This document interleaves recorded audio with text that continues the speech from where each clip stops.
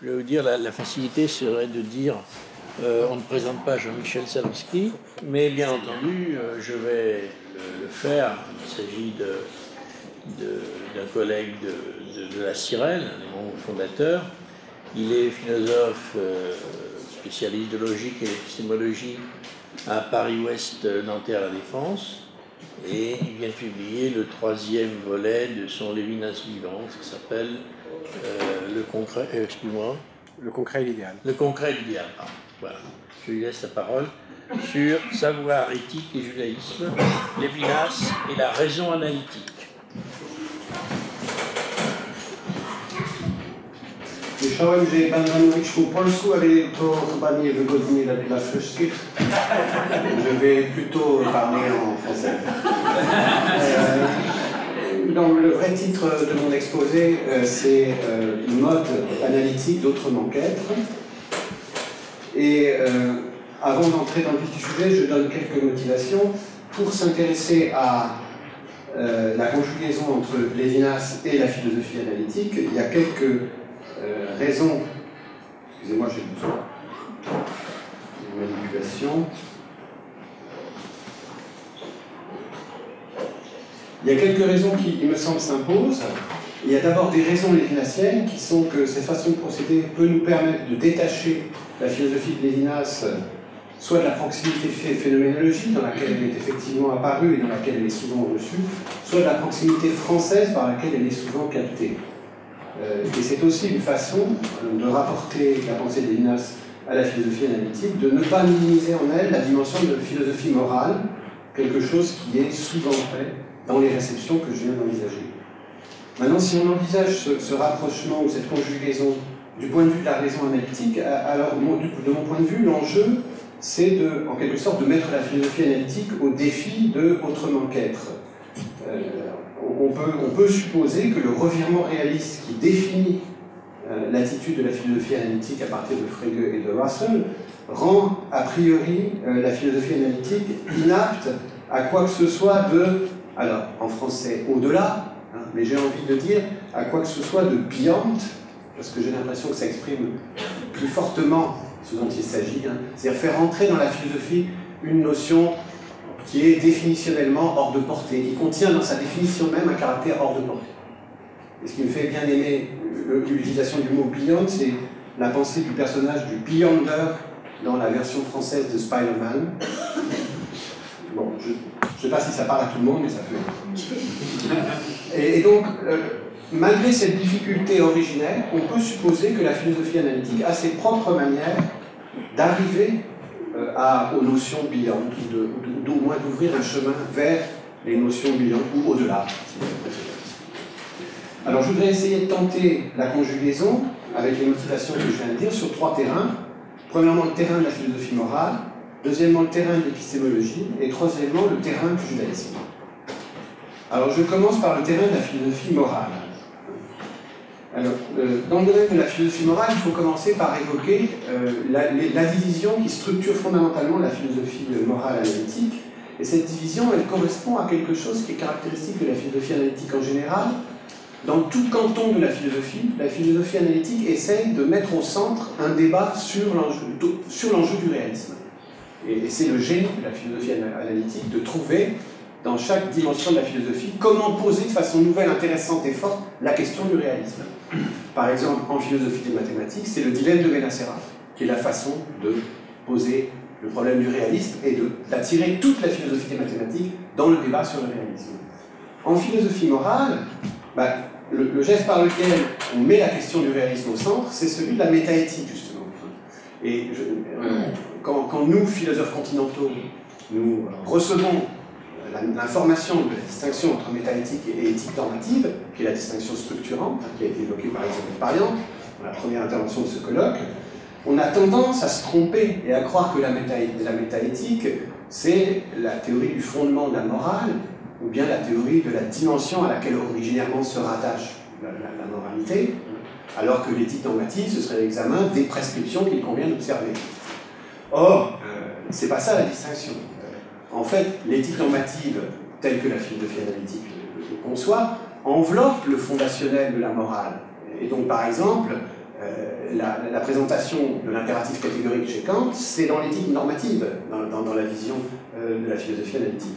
Le problème de la métaéthique, c'est est-ce que les jugements extérieurement prédicatifs que je fais quand je dis que quelque chose est bon, ou quand je dis qu'un comportement est moralement correct, est-ce que ces jugements sont des jugements qu'on peut comprendre de manière réaliste? C'est-à-dire, est-ce qu'ils attribuent une propriété que des objets du monde ont réellement? Et donc, la métaéthique, c'est ce qui est le plus typiquement analytique de la philosophie morale analytique en ce sens-là, parce que c'est la manière de tout centrer sur le débat autour de l'enjeu du réalisme. Alors, à côté de cette distinction entre éthique normative et métaéthique, il y a deux autres rubriques qu'on peut évoquer pour faire la carte de cette philosophie morale analytique, qui sont d'une part la psychologie morale, la question de savoir comment je dois comprendre le sujet, si le sujet doit être porteur ou agent de la moralité, et d'autre part l'éthique appliquée ou l'éthique située. Bon, alors donc maintenant, si on cherche le rattachement avec Lévinas, si on cherche à penser Lévinas armé d'une telle grille, la première chose qu'on peut faire, c'est essayer de caractériser l'éthique proposée par Lévinas, l'éthique lévinasienne, dans les termes de l'éthique normative analytique. Alors, la réponse à cet égard qui me paraît s'imposer, c'est de dire que, en gros, l'éthique lévinasienne serait une éthique à la fois déontologiste et intuitionniste, encore que même intuitionniste, c'est un terme qui est employé par d'autres que moi, par exemple dans le livre de Putnam, il envisage d'utiliser ce terme. Je pense que même sentimentaliste serait encore plus fort et plus net. Et je réfère ici au titre du premier volume de ma série des Lévinas suivante, qui était l'émotion éthique. Il y a bien chez Lévinas cette idée d'un ancrage de la moralité dans le sentiment. Alors, est-ce que cette manière d'identifier l'éthique lévinasienne est probante? Par exemple, je remarque que le comprendre comme déontologiste, on peut donner un peu plus de substance et de chair à ça en envisageant une des plus grandes figures de la philosophie morale déontologiste analytique, qui est W.D. Ross. Comme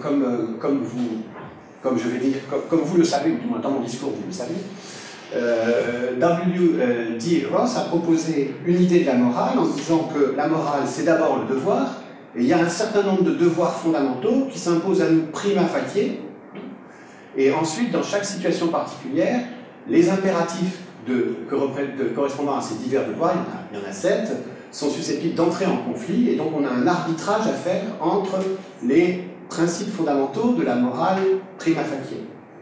Ce schéma est exactement le schéma qu'on a si on regarde le déploiement de l'éthique normative lévinasienne, de totalité et d'infini à autrement qu'être. C'est-à-dire qu'on aurait un impératif moral prima facie qui est le pour autrui dans son infinité, et ensuite on a une équilibration du dévouement avec lui-même qui donne les principes de justice. Donc là, ça me paraît remarquablement isomorphe à ce niveau-là. Alors, mais en même temps, ce n'est qu'une partie de l'identification, il y a aussi le côté sentimentaliste. Et là, quand on évoque le sentimentalisme, ce qu'on évoque, en fait, c'est implicitement la tradition écossaise, qui semble dans cette affaire très importante. Mais curieusement, l'option sentimentaliste, dans la Bible oxfordienne sur laquelle j'ai travaillé, n'est pas présentée du côté de l'éthique normative, mais du côté de la métaéthique. Donc les choses commencent à se déranger. Le sentimentaliste chez Hutcheson, ce serait l'idée que toute la moralité se comprend à partir d'un concernement bienveillant universel. Donc c'est bien, d'une certaine manière, on a l'impression de reconnaître la formule du pour autrui, dans cette idée d'un concernement bienveillant universel. Je reviens en arrière à propos de Ross. Je voulais souligner un autre élément de proximité entre une philosophie déontologiste comme celle de Ross et celle de Lévinas. On insiste toujours, pour plaider en faveur des philosophies déontologistes en philosophie morale analytique, sur le fait qu'elles présentent la moralité comme agent-related. C'est-à-dire, l'enjeu de la moralité, il vient sur chaque sujet en particulier. Il est relatif à l'agent. Cette dimension, chez Lévinas, c'est exactement ce qu'on appelle la dimension d'élection qu'il y a dans le pour autrui. Le fait que le pour autrui est quelque chose qui est incessible, qui m'élit et qui m'incombe sur ce mode de l'élection, c'est exactement la manière lévinasienne de mettre en scène le agent related de la philosophie morale déontologiste. Je reviens au sentimentalisme et à cette idée du concernement bienveillant universel. Évidemment, dans la formulation de Hutcheson, la première, il y a l'évocation d'une émotion qui semble être la clé de la moralité. Et de ce point de vue-là, ce serait comme chez Lévinas, hein, mais en même temps, c'est quand même formulé comme un principe, justement, non agent-related. C'est formulé comme un principe impersonnel que tout le monde devrait céder à ce principe du concernement bienveillant envers n'importe quel individu. Ce qui fait que certains essaient de dériver à partir de Hutcheson un conséquentialisme. Et donc c'est une théorie de la moralité comme quoi être moral c'est maximiser le bien, donc c'est maximiser le concernement bienveillant, pris comme une formule du bien. Donc on voit bien que le fait que Lévinas soit en même temps déontologiste, ça lui permet d'éviter d'entrer dans un intuitionnisme ou un sentimentaliste qui pourrait devenir un conséquentialiste. Ce devenir conséquentialiste se trouve bloqué. Une fois qu'on a assez pour le problème de l'éthique normative, il y a évidemment beaucoup de choses. Tout ce que je fais, c'est juste défricher un peu le domaine. Maintenant, on peut regarder qu'en est-il du point de vue de la métaéthique. Alors, en gros, si vous voulez, à mon avis, la réponse, c'est que la métaéthique lévinasienne, elle tient tout entier, justement, dans la notion d'autrement qu'être. Et donc c'est là que les choses sont difficiles à comprendre. Alors, par exemple, le sentimentalisme. Certains métaéthiciens le comprennent comme une manière de donner un ancrage naturaliste, en fait, à la moralité. Et ils disent qu'est-ce qui justifie Hutcheson, c'est qu'en fait, on a maintenant des théories neurophysiologiques et éthologiques même, mais disons neurophysiologiques pour commencer, qui montrent que le pour autrui, il est neurophysiologiquement calmé. Il y a un module du pour autrui neurophysiologique en nous. Il y a un module de l'émotion et de la bienveillance envers l'autre. Et donc, si c'est vrai, eh ben, on aura finalement une réponse à la question métaéthique, c'est-à-dire quand on dit que quelque chose est bon, c'est parce que c'est l'émanation causale de ce module factuel, qui est le module de la neurophysiologie bienveillante en nous. Donc, le sentimentalisme, il est prêt à être converti dans ce qu'on appelle, dans un réalisme naturaliste, à l'intérieur du débat de la métaéthique. On va dire non seulement que le bien est objectif, mais qu'il est objectif dans la nature. Alors que certains réalistes en métaéthique, analytique, vont être réalistes mais non naturalistes. C'est-à-dire qu'ils vont décréter une objectivité du bien, mais une objectivité métaphysique transnaturaliste. Donc là, on voit que le sentimentaliste, il peut aller vers une métaéthique objectiviste, réaliste, naturaliste. Tout à l'inverse, chez Lévinas, l'émotion éthique, elle est constamment présentée comme parfaitement improbable et comme étant contraire à la logique de la nature. La logique de la nature, c'est la logique du conatus essendi. Donc la moralité, elle est liée à quelque chose qui n'est pas casable dans l'être. Donc ce sentimentalisme théontologique, il débouche sur l'idée que le registre de la moralité n'est pas replaçable dans l'être. Donc à une réponse à la question métaéthique, qui est non seulement anti-réaliste, mais qui est anti-réaliste au sens où elle est anti-ontologique, finalement. C'est une forme radicale de... Voilà, c'est une forme radicale d'anti-réalisme. Alors, je voulais ajouter des choses en expliquant comment on peut essayer de ramener des éléments classiques de la discussion métaéthique, comme par exemple l'open question argument de Moore, ou bien la distinction jungienne entre la guillotine jungienne entre ought et is. On peut ramener ça à autrement qu'être. C'est d'un point de vue lévinasien, on relie ces arguments classiques comme étant des manifestations intra-analytiques de ce qu'on peut, en fait, on ne peut pas caser la moralité dans l'être. Bien qu'en général, la philosophie analytique n'aille jamais jusque-là. Elle va se contenter de dire que l'éthique est métaphysique, mais pas qu'elle est transontologique. Bon, donc je n'ai pas le temps, donc je laisse tomber. Et je passe au deuxième volet de cette enquête. Je voulais, à titre de curiosité, parce que ça peut quand même plaire, je voulais vous proposer une redescription de toute la philosophie morale lévinasienne dans les termes de la cartographie analytique, en disant que totalité et autrement qu'être, la théorie du pour autrui dans totalité et l'infini, la théorie de la justice dans autrement qu'être, c'est l'éthique normative. La signification adverbiale fondamentale autrement qu'être, qui est travaillée dans toute l'œuvre de Lévinas, c'est la métaéthique lévinasienne. Et autrement qu'être, c'est aussi la psychologie morale lévinasienne. Parce que qu'est-ce que nous présente Lévinas? C'est une subjectivité qui serait sous la gouverne de l'éthique, Donc ça nous décrit cette psychologie extraordinaire et extra-ontologique qu'il faut en comprendre comme imaginaire. Puisque bien sûr, selon Lévinas lui-même, si je regarde la psychologie du point de vue de l'être, c'est pas ça que j'ai trouvé. Bien. Alors, deuxième point, Lévinas et l'épistémologie. Donc ça, c'est une deuxième manière de me poser toujours ce problème de est-ce que je peux retrouver le fil d'Autrement qu'être à partir de Lévinas ou son débat possible avec la philosophie analytique. Donc je commence par souligner le fait que dans Totalité et Infini, il y a une section qui s'appelle Séparation et discours, où en réalité Lévinas déploie quelque chose comme une philosophie de la connaissance et qui, à mon avis, pleine d'intérêt. Et donc, à part ça, il y a aussi des éléments dans Autrement qu'être. Et en fait, moi j'ai écrit deux articles. Un article qui s'appelle L'épistémologie de Totalité Infinie, qui figure dans le recueil Le Concret et l'Idéal, et un autre qui s'appelle L'épistémologie d'Autrement qu'être, qui sera dans un recueil ultérieur.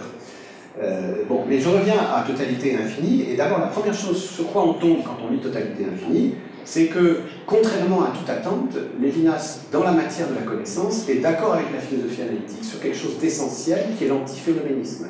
Parce qu'un aspect du revirement réaliste de la philosophie analytique, c'est qu'on va dénoncer cette idée que quoi que ce soit dans notre connaissance ou dans nos constructions conceptuelles, ou dans ce que nous partageons de valide, puisse être gagé sur des phénomènes. Cette idée que ce que nous partageons et ce qui a valeur pour nous, par exemple la connaissance, ça puisse être gagé sur des phénomènes, ça va être récusé par toute la philosophie analytique post-hegelienne et post-russellienne, et c'est ce qu'on appelle l'antiphénoménisme. Le phénoménisme serait une erreur, c'est ce qu'on trouve chez Pascal Gell, c'est une erreur, maintenant on le sait, on n'a pas à rediscuter là-dessus.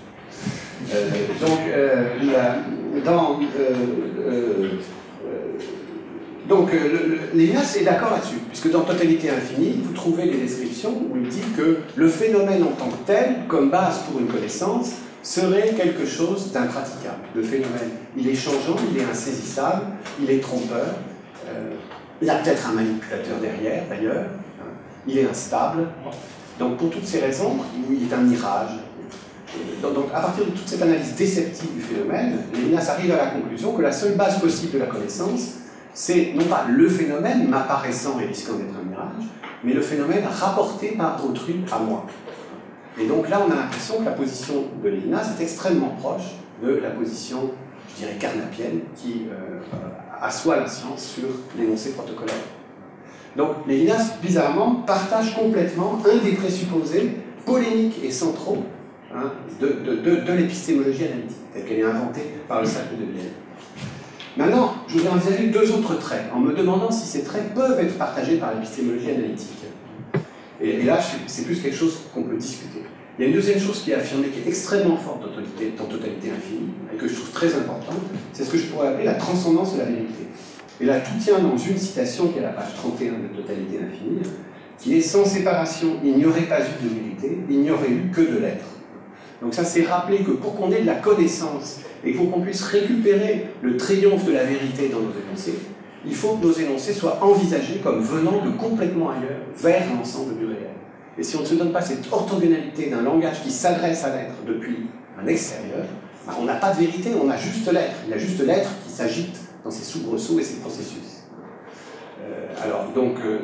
Pour accentuer le point, si vous voulez, une objection évidente peut-être pour quelqu'un qui habite l'univers scientifique contemporain, ce serait de dire que nous avons les sciences cognitives qui font la théorie de la vérité dont nos discours scientifiques sont capables envers le monde, qui essayent de faire cette théorie, parce qu'on est quand même très loin du compte. Bon, mais donc, les sciences cognitives essayent de nous faire une théorie de comment l'organisme humain, en tant qu'élément de la réalité intégré dans un environnement physico-chimique, arrive à dégager des formes qui seront les formes de la connaissance valide. Et donc là, on a l'impression que la vérité est résorbée dans sa transcendance, qu'elle est replacée dans l'être. Mais bien sûr, c'est juste un moment, puisque se pose alors la question de la vérité du discours des sciences cognitives lui-même. Et le discours des sciences cognitives lui-même, c'est bien un discours qui va vers le monde comme au casse-pipe depuis la distance hors être du discours. Donc, à cet endroit-là, on voit que la philosophie analytique, simplement, au nom de son amour de la vérité, qui est proclamé dans les textes analytiques partout, pour une part, la philosophie analytique, c'est des gens qui se déclarent les clercs de la vérité, dans la tradition conscienne. Et donc, on pourrait dire que la transcendance de la vérité, ils en ont besoin. d'après cette analyse. Mais en fait, évidemment, le revirement réaliste et la tentation naturaliste qui est permanente. Tout philosophe analytique n'est pas naturaliste, mais tout philosophe analytique sent qu'il devrait être naturaliste, parce qu'il est réaliste, justement. Et donc, ces deux facteurs exercent une pression qui conduit souvent le philosophe analytique lui-même, malgré sa religion de la vérité qu'il affiche tous les jours, et au nom de laquelle il condamne les charlots dehors, malgré cette religion de la vérité, il va ne pas pouvoir assumer la transcendance de la vérité. Mais c'est pas tout, ce que je dis n'est pas tout à fait vrai, vous avez des contre-exemples. Il y a une citation dans Etika où il reconnaît presque exactement la transcendance de la vérité. Tout le livre de Putnam, Representation and Reality, est sa façon à lui de dire la transcendance de la vérité, ou du moins on peut le soutenir. Donc je pense que la philosophie analytique, elle est divisée par rapport à cette question. Donc voilà ma conclusion sur ce deuxième critère. Troisième critère, c'est celui de la tâche infinie de la science. Donc comme vous savez, la tâche infinie de la science, la tâche infinie de la science. C'est ce dont parle Husserl dans la fameuse conférence de Vienne, donc il faut toujours rappeler qu'il n'a pas pu la donner à Vienne, justement, en raison de l'empiricisme. Mais on l'appelle encore la conférence de Vienne. Et dans la conférence de Vienne de Husserl décrit que depuis Thalès, l'humanité est engagée comme ça, par un impératif qu'il n'y a pas à expliquer, quelque part, mais qui s'impose dans notre histoire, et c'est nous et notre histoire que d'être engagés dans cet impératif, on est engagé dans la tâche infinie de la connaissance. Ce qui veut dire que la connaissance scientifique est une connaissance qui, par principe, est toujours remise en chantier. On va toujours réouvrir le modèle, on va toujours être prêt à replacer tout dans des structures mathématiques inouïes, nouvelles, à laquelle nous ne pensons pas encore. Et donc c'est une caractéristique de la science que d'être une tâche infinie du connaître. Et ça c'est affirmé chez Lévinas, dans Séparation et discours, et Lévinas l'explique même dans les termes de sa philosophie, en disant que le mouvement du discours qui va vers la vérité, c'est pas un mouvement symétrique de celui de la séparation subjective. Pour qu'on ait la connaissance, dit Lévinas, il faut que le sujet se soit accepté de l'être. Il faut que le sujet, déjà, prenne la distance depuis laquelle il peut regarder la réalité dans son ensemble comme quelque chose à connaître. Mais le mouvement du connaître n'est pas un mouvement qui est symétrique du mouvement de séparation, c'est-à-dire c'est pas un mouvement par lequel le sujet va rejoindre l'être. Et la science n'est pas quelque chose par quoi les sujets humains vont se réinsérer dans la nature, mais au contraire, la science est quelque chose où à chaque fois, nous allons vers l'adéquation de nos discours, bien sûr, la vérité au sens le plus traditionnel, mais aller vers l'adéquation, comme Lévinas le comprend, c'est comme désirer l'absolument autre. Et donc, ce aller vers l'adéquation, qui est une manière de désirer l'absolument autre, c'est ce qui va nous expliquer la tâche infinie. Sur fond de cette compréhension de l'aller vers l'adéquation, je comprends la tâche infinie de la science. Et donc, je suis en mesure d'assumer le fait que la connaissance scientifique est toujours conjecturale. Alors, dans la tradition analytique, vis-à-vis de ce caractère conjectural de la vérité scientifique, de nouveau, je dirais que c'est partagé. Une partie des épistémologues analytiques est prêt à le reconnaître, parce que comment ne pas reconnaître ça? Et puis l'argument du fait que la science a changé, a été utilisé contre Kant, donc on ne va pas le lâcher, quoi, après l'avoir utilisé, c'est triché. Mais en même temps, justement, le réalisme empêche ça, parce que le réalisme voudrait que je puisse interpréter à chaque moment mes énoncés comme simplement vrais par rapport à un réel. Donc pour qu'il soit définitivement vrai par rapport à un réel, il faut que ce réel soit stable et que ma vérité ne soit pas sans arrêt menacée par la reconfiguration des modèles futurs. Donc voilà, ce que je vous disais, vous avez une épistémologie qui convient bizarrement à l'épistémologie analytique par son point de départ antiféministe, mais qui en même temps prend au sérieux des traits qui sont massivement ceux de la science. La transcendance de la vérité et le caractère conjectural de la science et la réouverture infinie des modèles, ce sont des traits de la science. Mais ce que je remarque, partiellement de façon polémique, c'est que la philosophie analytique a du mal à accepter la science sous ce rapport. Maintenant, dernier point, le judaïsme. Alors, donc, en manière de plaisanterie, on pourrait dire que c'est le côté éthique située et éthique appliquée chez Lévinas, mais c'est tellement en dessous de la vérité que c'est vraiment juste une blague. Alors, quel est le problème de la question du judaïsme? C'est que la philosophie analytique de la religion, elle est tentée de suivre la démarche qui est la sienne partout, qui est de mettre la question du réalisme au centre. Et qu'est-ce que c'est mettre la question du réalisme au centre en philosophie de la religion? C'est mettre au centre la question de l'existence de Dieu. Le réalisme, en philosophie de la religion, c'est le problème théologique. Et donc on va avoir une philosophie analytique de la religion qui va être tentée en fait de rejoindre la philosophie précritique qui discutait de l'existence de Dieu dans des arguments métaphysiques. Alors il y a des choses surprenantes et très admirables à beaucoup d'égards qui sont faites dans ce domaine. Moi je les connais beaucoup par mon collègue qui est un ami, Roger Plouvet, qui m'a fait connaître ça, qui m'a fait comprendre que la métaphysique analytique contemporaine pouvait se comprendre comme la continuation de Thomas d'Aquin.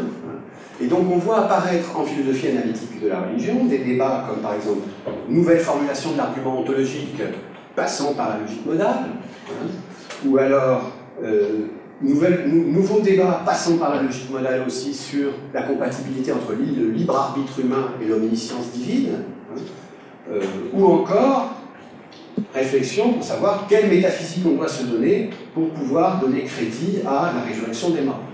Donc tout ça, c'est une philosophie de la religion qui se tient dans l'espace de la dogmatique théologique et qui donc accepte la religion comme théorie de Dieu. Alors évidemment, cette philosophie de la religion passe complètement à côté du judaïsme, précisément parce que le judaïsme n'a pas son assise dans le théologique. Je peux éternellement raconter l'anecdote de Hannah Arendt à l'appui, tout simplement pour le plaisir de redistribuer la plaisanterie pour ceux qui ne la connaissent pas, il y en a de moins en moins. Donc c'est une interview de Hannah Arendt où elle raconte sa jeunesse, où elle est dans une classe d'éducation juive, parce qu'on ne peut pas échapper à tout. Et pour marquer sa rébellion à un moment, je dramatise, hein, je mélange un peu avec le cercle des poètes disparus, elle monte sur une table et elle dit « Je ne crois pas en Dieu ». Et le rabbin qui fait la classe lui dit « Mais personne ne vous le demande ». Cette histoire, c'est bien pour introduire l'idée, mais deuxièmement, plus sérieusement, bien sûr, probablement une majorité des juifs dans le monde, alors que j'ai fait aucune statistique, comprend le judaïsme par rapport à une théologie. Mais cette théologie est une théologie du Dieu parfaitement inconnaissable, et on ne va pas faire beaucoup plus de Dieu que l'affirmation de ce Dieu inconnaissable comme tel. Hein. Mais néanmoins, même pour un juif qui a cette interprétation théologique de Dieu, il sait bien que par rapport à ce qui est la chose importante, c'est-à-dire l'étude et l'observance de la loi et l'étude de la loi, il ne va jamais pouvoir faire autrement que recevoir la loi à travers le long traitement intellectuel et rationnel qui est celui de la tradition des sages du Talmud. Et ça vaut même pour les énoncés qui sont formulés dans la Torah. Quand il y a des éléments de la loi juive qui sont formulés dans la Torah, ce n'est pas le sens littéral de ce qui apparaît dans la Torah qui est valable et régulateur pour la vie juive qu'il faut avoir, mais c'est ce qui a été compris et enseigné par les sages à ce sujet. Donc le fait que dans le judaïsme, il s'agit en fin de compte de l'étude d'observance et pas de la théologie, je pense qu'en dépit des surprises et des dénégations que ça suscite, c'est incontestable. Et c'est ce qui fait qu'une philosophie de la religion analytique de l'esprit que j'envisageais à l'instant paraît tout simplement passer à côté du sujet. Alors, Lévinas, lui, nous propose une philosophie du judaïsme qui éclaire le judaïsme. Un élément fondamental de la proposition lévinassienne, c'est de passer par l'analogie avec l'éthique pour tout homme. Lévinas nous présente le peuple juif par rapport à la loi juive dans l'analogie avec le sujet par rapport à la demande éthique qui lui vient finalement archaïquement, mais si vous voulez, du visage. Et donc, de même que le sujet est l'élu de la demande éthique, de même le juif est l'élu de la loi juive sans pouvoir décliner. Et cette loi, elle est transcendante en deux sens. D'une part, elle est transcendante au sens où la prescription est transcendante par rapport à l'ordre de l'être. Et deuxièmement, elle est transcendante au sens où le type de justice qui est recherché dans la loi juive est une espèce de justice maximale. Une justice qui a au-delà justement de l'arbitrage entre les libertés qu'on prend en compétition. Une justice qui vise à un ordre humain répondant à des exigences bien plus hautes. Donc la transcendance qui est cultivée dans le judaïsme, c'est cette transcendance-là, plutôt que celle du théologique. C'est-à-dire c'est une transcendance où il s'agit sans arrêt de relever au niveau d'un collectif humain l'infini de ce qui est demandé dans l'éthique. Alors, justement, c'est très émouvant de voir comment Putnam, dans Jewish Philosophy as a Guide of Life, premièrement, examine essentiellement des ressources continentales, Rosenzweig, Liber et Levinas, et en plus, dans le premier chapitre de ce livre, entre tout de suite dans cette problématique de tourner le dos aux théologiens.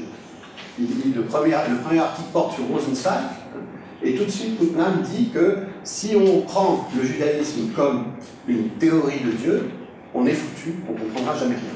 Et donc, il va chercher Wittgenstein, d'abord en rappelant que Wittgenstein lui-même ne voyait pas la religion en général comme ça, que Wittgenstein voyait essentiellement dans la religion une façon dont un collectif se donne des finalités et partage des finalités. C'était ça l'essentiel de la religion pour Wittgenstein. Et Putnam décèle la même chose chez Rosenzweig, et fait l'analogie entre Putnam et Rosenzweig de ce point de vue. Plus extraordinaire encore, je dirais pour le lecteur français que je suis, Putnam évoque à cet endroit Pierre Hadot, en rappelant que c'était le sens de la philosophie pour les Grecs. Au moins un des sens de la philosophie pour les Grecs, c'était ça. C'était d'être un discours dans lequel on pouvait formuler des finalités partageables dans un collectif humain.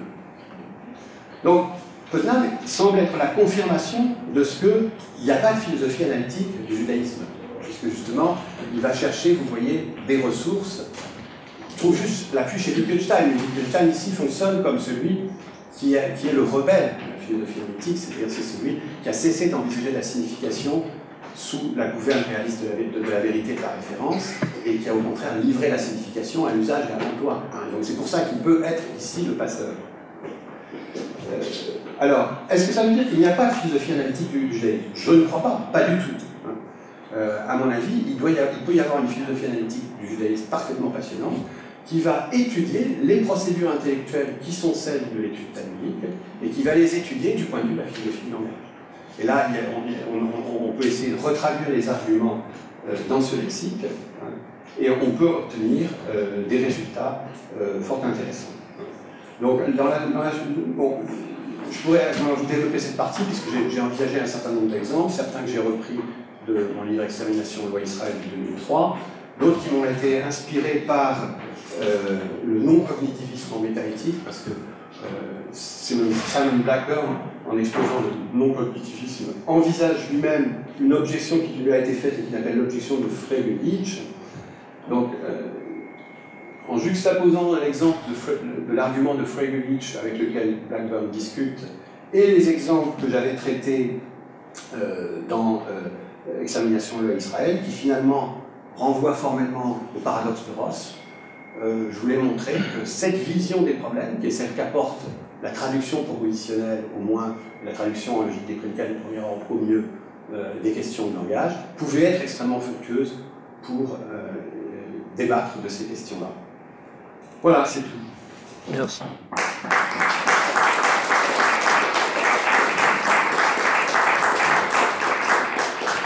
Merci Jean-Michel. J'aurais besoin d'un tableau pour la fin. Ouais. Tu veux un tableau?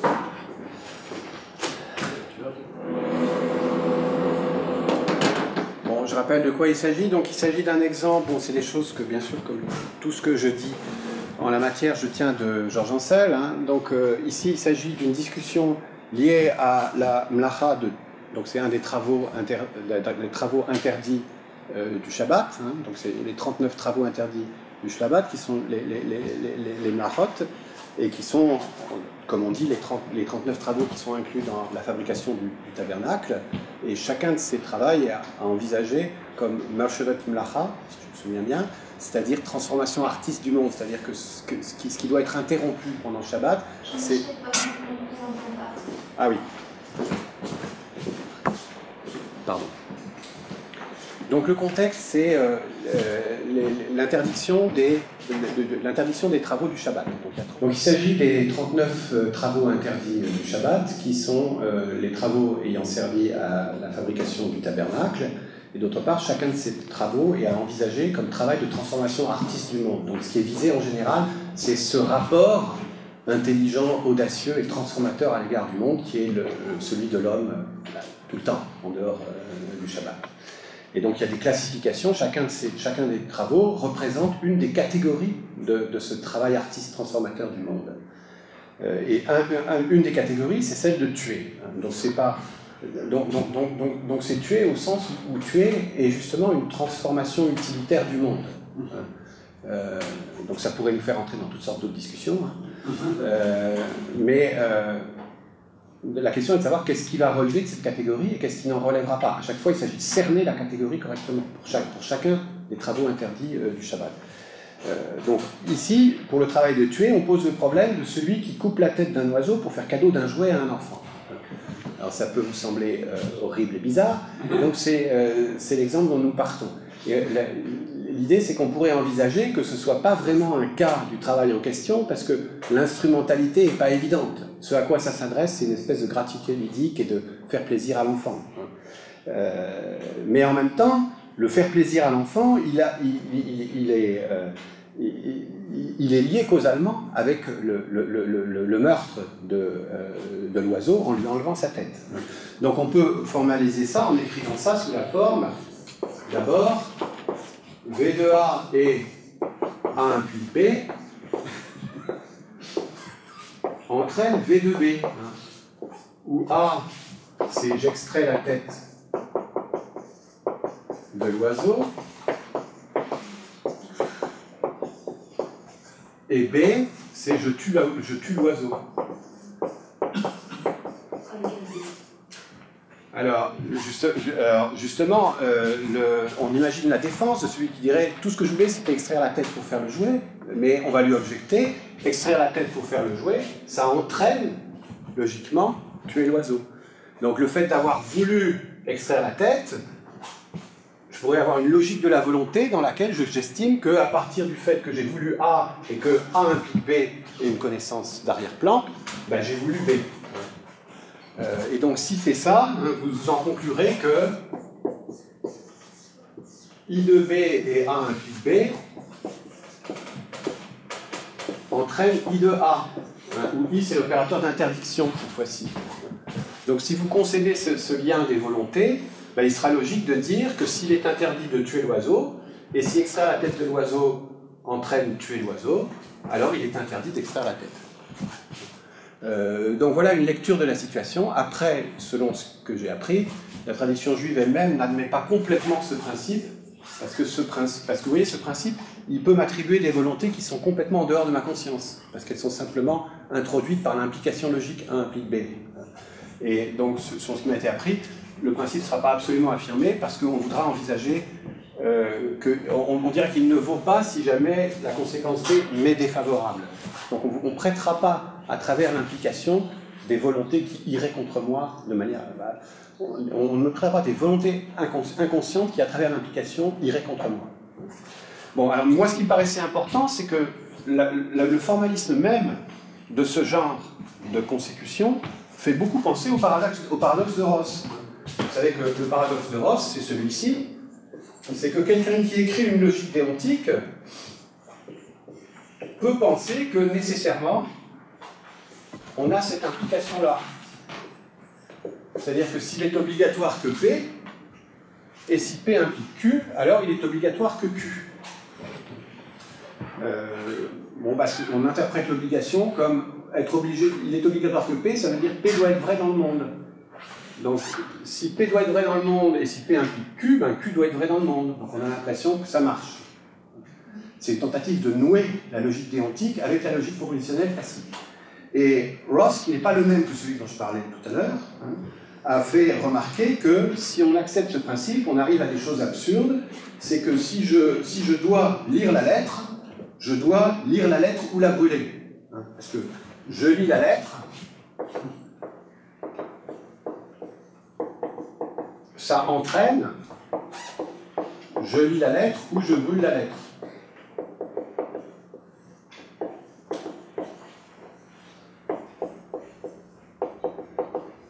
Parce qu'on est en général, en logique propositionnelle, A implique A ou B. C'est un principe connu. Donc vous voyez que c'est terriblement contre-intuitif, parce que donc, vous envoyez une lettre à quelqu'un qui vous est cher et vous lui dites « tu dois lire cette lettre ». Et la personne brûle la lettre et elle dit bah, « j'ai obéi, parce que vu que je devais lire la lettre, ça veut dire que je devais la lire ou la brûler, et effectivement j'ai brûlé ». Donc vous voyez bien que le paradoxe de Ross est un vrai paradoxe. Et donc simplement ce que ça montre, c'est que La philosophie analytique du langage, essayant de construire une logique déontique, rencontre des problèmes qui sont assez voisins de ceux que rencontre la discussion talmudique. Donc ça, c'était le premier point. Et le deuxième point, c'est l'objection de Frege-Gitsch. Bon, alors le nom Frege-Gitsch, à mon avis, est une construction, hein, mais c'est pas grave. Alors de quoi il s'agit? Il s'agit du non-cognitivisme de Blackburn. Donc le non-cognitivisme, c'est une position en métaéthique qui consiste à dire que quand nous disons qu'une chose est bonne, qu'un comportement est correct, nous n'attribuons pas une propriété réelle à des objets dans le monde, nous exprimons une désapprobation. Donc quand je dis tuer son voisin dans un colloque est mal, je ne suis pas en train d'établir l'objectivité de ce que quelque chose est mal, j'exprime ma désapprobation à l'égard du fait de tuer son voisin dans un colloque. Dans la rue, ça va, mais dans un colloque. Donc, cette doctrine, Simon Blackburn l'appelle lui expressivisme, parce qu'elle attribue comme contenu aux jugements moraux, quand on a l'air d'attribuer, de prédiquer quelque chose en termes moraux, en fait, ce qu'on fait, c'est qu'on exprime de la désapprobation. D'où le nom d'expressivisme. Alors, l'objection de Frege-Gitsch consiste à considérer les énoncés suivants. A. Mentir est mal. B. Si mentir est mal, alors faire mentir son petit frère est mal.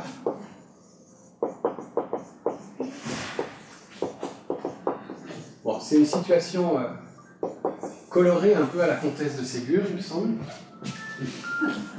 Et la conclusion, c'est donc faire mentir son petit frère est mal.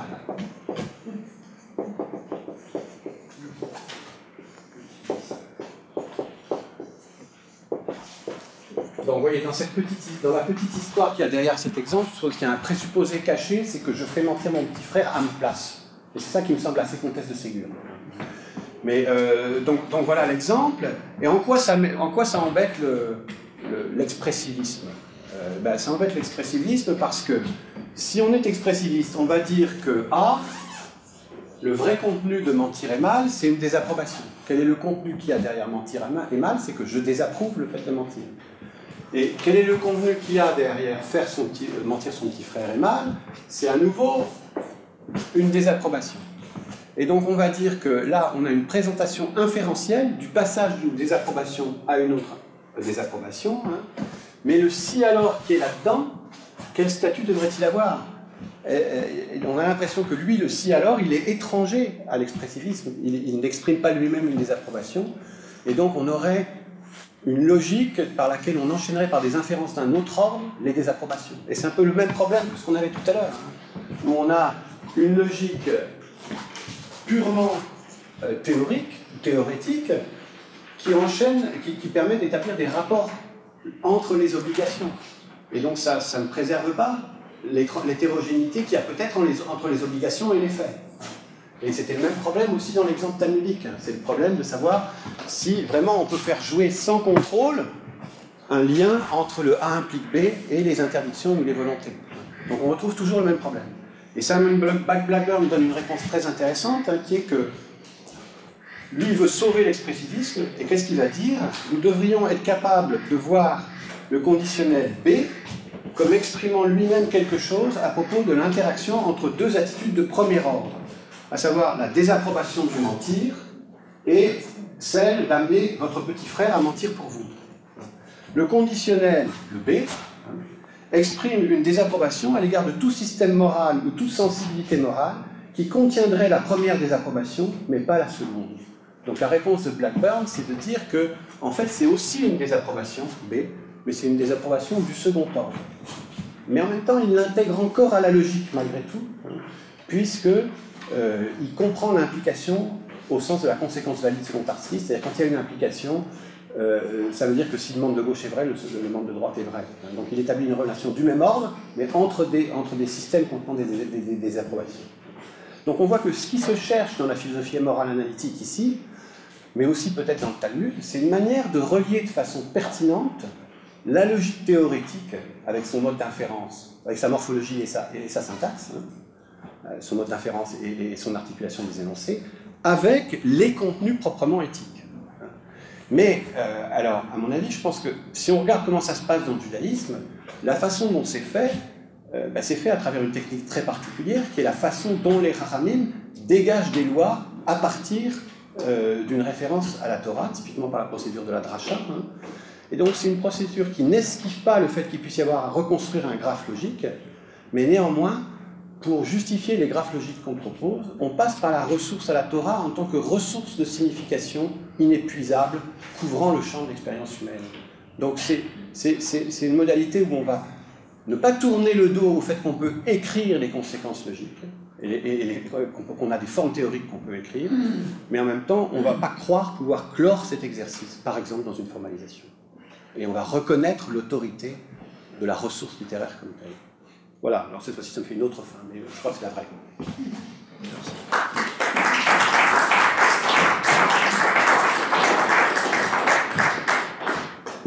Bien, nous passons aux questions. Oui, Michel. Je voudrais commencer par vous remercier de l'exposé. Je suis toujours extrêmement admiratif et gourmand de ces vastes rapprochements, et en particulier d'un rapprochement entre la démarche ignatienne et la démarche analytique. J'y vois à la fois une espèce de double extension de légitimité et à la fois un éclaircissement réciproque qui, moi, m'apporte beaucoup. Alors, sur ce, en adhérant pleinement à la démarche, à la fois dans son intention et dans sa réalisation, il y a deux points qui me font réagir. Alors, je ne sais pas si c'est de la mécompréhension ou un désaccord. Il y a deux points qui me font réagir, et puis j'ai peut-être une question de fond sur votre préambule. Les deux points qui me font réagir, le premier, c'est vous avez attribué à la philosophie analytique ce geste typiquement lévinassien de la séparation, et vous l'avez fondé sur l'idée de, le réalisme, l'amour de la vérité. Si je veux être en mesure de dire le vrai sur le réel, il faut que je m'en exprime. Alors, conceptuellement, je vois bien l'idée. Ce qui me dérange, c'est que ça rentre quand même, vous l'avez dit d'ailleurs, vous l'avez dit quelque chose de marginal.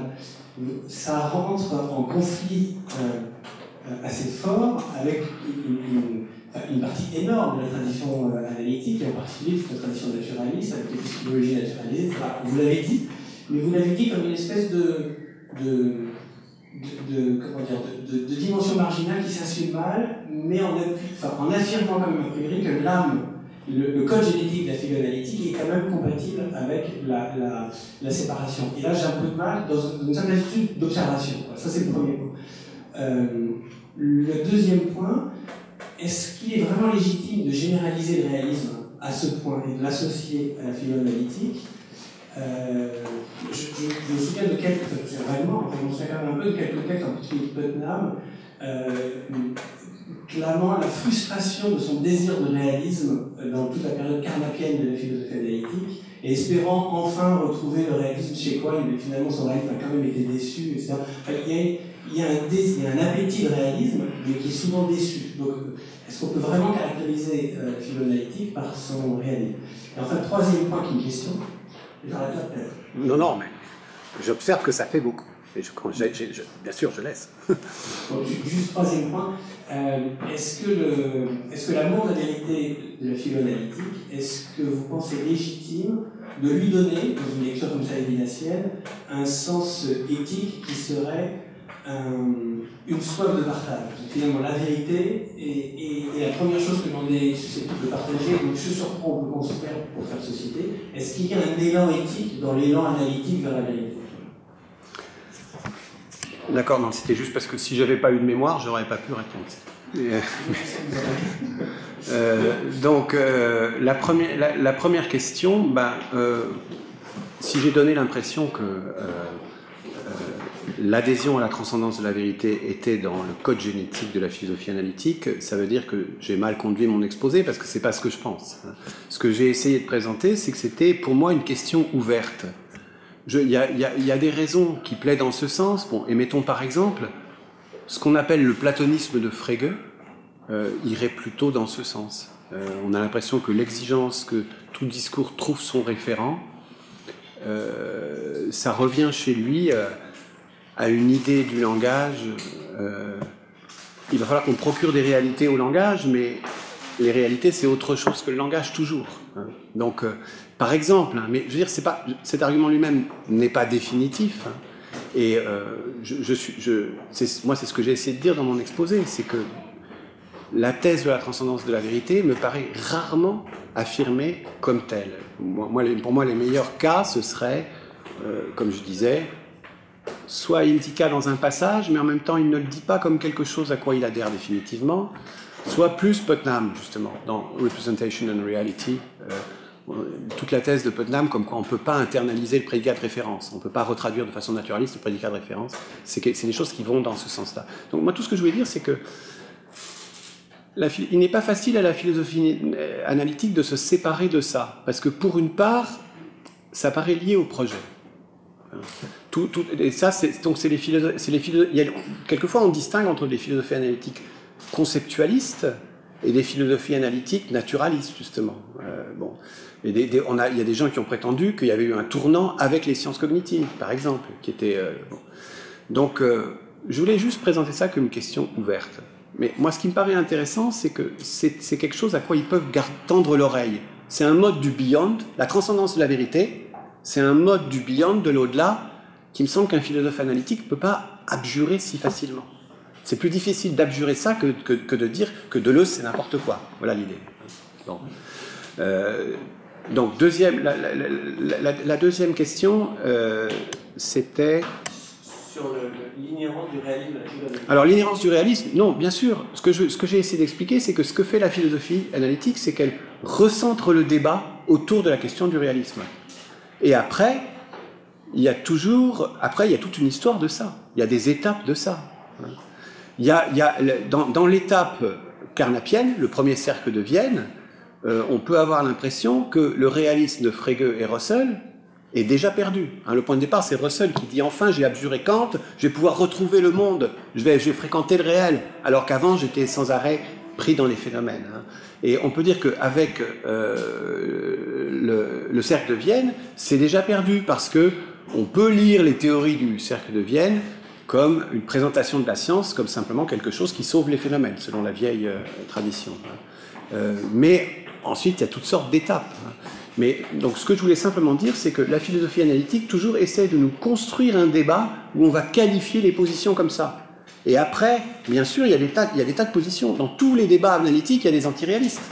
C'est très clair. Donc, on n'est pas contraint à une position. Mais le débat est réorganisé autour du réaliste. Et celui qui va vouloir être antiréaliste, il va falloir qu'il se fasse entendre de gens qui sont dans un débat centré sur le réalisme. Et c'est très difficile. De même que celui qui voulait être réaliste dans le débat post-kantien, il fallait qu'il fasse entendre son réalisme dans un débat qui était dominé par la langue du phénoménisme kantien. Bon, donc voilà, ça c'est le deuxième point. Et le troisième point, c'était quoi ? Est-ce qu'on peut lire l'élan vers la vérité de la philo-analytique comme un désir de partage ? Comme un désir de partage, donc éthique. Je dirais... je pourrais répondre négativement à un premier niveau. Et une preuve de ça, ce serait les travaux qui sont surgis assez récemment sur l'épistémologie sociale de la connaissance. Je pense par exemple au livre d'Alvin Goodman sur cette question. Et Alvin Goodman, dans son livre, il essaye de dire qu'on a envisagé la science comme un rapport privé du sujet à la vérité, où il atteignait le réel avec son énoncé adéquat. Mais en fait, on sait bien que le rapport est collectif. Et justement, en lisant le livre d'Alvin Goodman, on voit que tout son effort, ça va être de montrer comment la vérité peut résister au caractère collectif de l'entreprise de la science. Donc on a l'impression que le collectif intervient comme une perturbation conjurable. Donc à ce moment-là, ça va complètement dans le sens inverse de ce que vous dites. Mais d'un autre côté, il y a des auteurs qui nous disent que si on veut une bonne communauté, il faut qu'on commence par prendre les énoncés sérieusement, qu'on ne triche pas sur les preuves qu'on a d'affirmer ceci ou cela, et qu'on affronte les objections dans une communauté dialogique honnête. Et donc il y a quand même aussi dans la philosophie analytique l'idée que c'est la seule voie vers n'importe quelle amélioration du monde. Donc, et alors maintenant, il y a la question du partage, qui est encore plus compliquée. Je pense qu'effectivement, l'idée que nos catégories directrices sont quelque chose qu'on partage n'est pas évidente chez tout le monde. Mais par exemple, quelqu'un comme Cavell va mettre ça au premier plan. Au moins, la tradition wittgensteinienne a mis ça au premier plan. Voilà. Oui. I'm going to be very, very critical here, and you will forgive me. And if you think that I'm being unfair, then you can tell me. There is always someone who is very, very critical. Yes, there's always one, and I'll be happy to play that. The analytic philosophy that you described quite simply does not exist.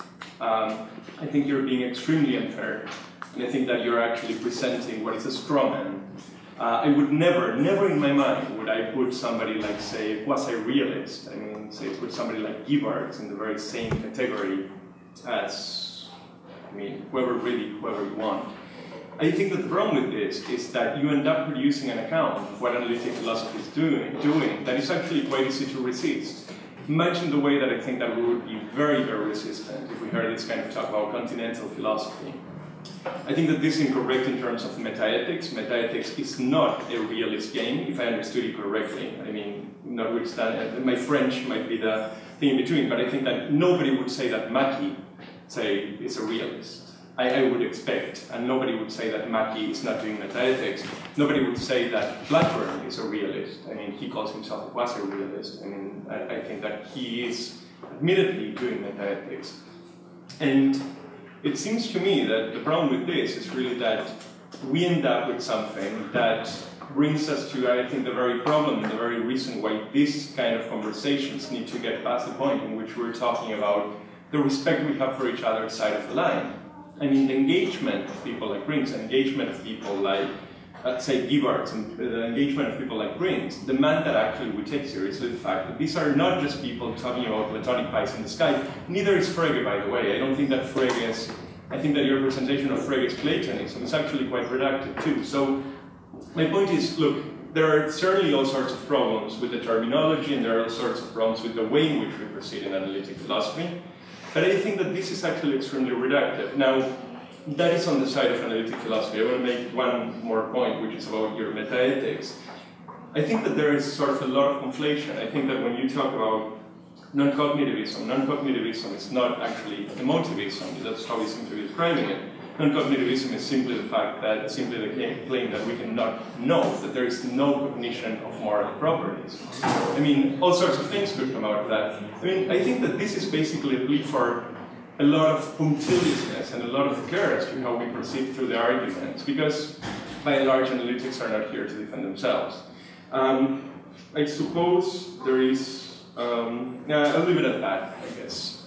So something very strange occurs because you are disagreeing with me, but I'm completely agreeing with you. You are disagreeing with me, but I'm completely agreeing with you. And I think it's only a misunderstanding. I never said that everybody was realist in analytic philosophy. I already answered that to Michel. I said that analytic philosophy did something extremely intelligent by offering new debates, and these debates are centered on the realist issue.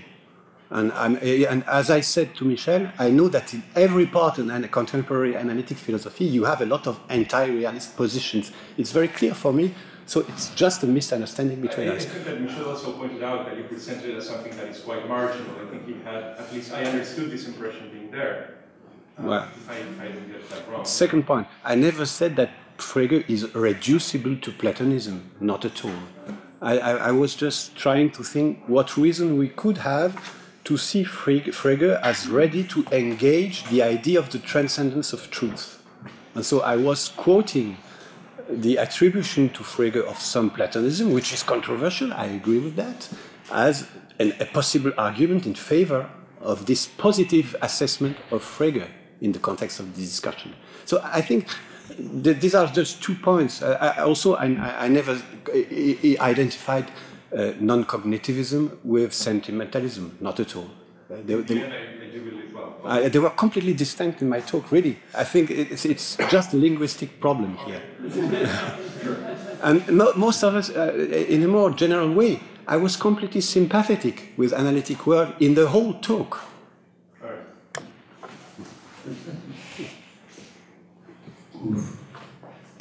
Oui, encore une question. Corinne.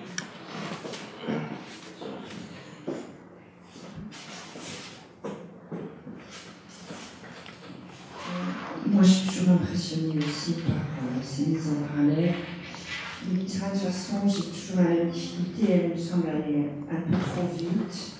Donc j'aurais voulu, par exemple, que tu développes un petit peu ce point dans l'épistémologie, après avoir expliqué qu'il y a dans les deux traditions lévinassiennes et philosophie analytique un antiphénoménisme, que le phénomène est un mirage, puis enchaîne en disant il y a une même base de la connaissance qui est que le phénomène est rapporté par autrui auprès de moi. Mais transmis par autrui en quelque sorte. Je me mets à parler en français.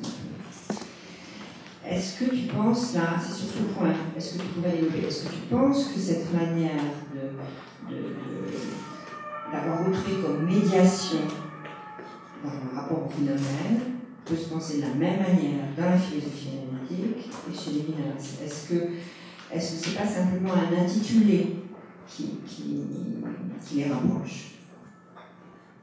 Oui, tu as raison, bien sûr. C'est-à-dire que chez Lévinas, on va insister sur le fait que c'est autrui qui me transmet le phénomène, mais quand même, dans le contexte de cette explication, il me le transmet langagièrement. C'est-à-dire c'est dans un contexte où on explique la fonction, disons, quelque chose comme la nervure éthique du langage.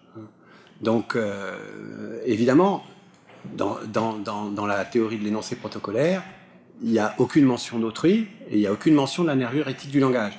Mais il y a quand même l'idée implicite que le langage est la charpente partageable de toute discussion rationnelle. Bon. Et donc, c'est ce qui fait qu'entre les deux positions, à mon avis, il y a quelque chose de commun. Bon. Mais je voudrais... C'est le langage qui... Oui, c'est l'idée que une partie, c'est toujours l'argument de Tugendhat en faveur de la philosophie analytique, c'est que si on veut avoir un débat philosophique, ce doit être un débat conceptuel. Ce débat conceptuel, il doit être ouvert et partageable. Et la seule chose que nous ayons d'ouvert et de partageable pour avoir nos discussions conceptuelles, c'est le langage. Et si on veut comprendre la place des concepts dans notre langage, il faut faire l'analyse logique du langage. C'est l'argument de Tugendhat que je trouve très beau et très convaincant, et qui quand même... Alors, c'est pas la nervure éthique du langage chez Lévinas, mais c'est pas non plus complètement autre chose. Je voudrais ajouter que je présente pas des parallèles dans l'idée d'une identification, pas du tout. Au contraire, chacun de ces parallèles est le lieu possible d'une redémarcation, mais la redémarcation qu'on va faire à l'occasion de ce parallèle sera beaucoup plus intéressante, c'est tout.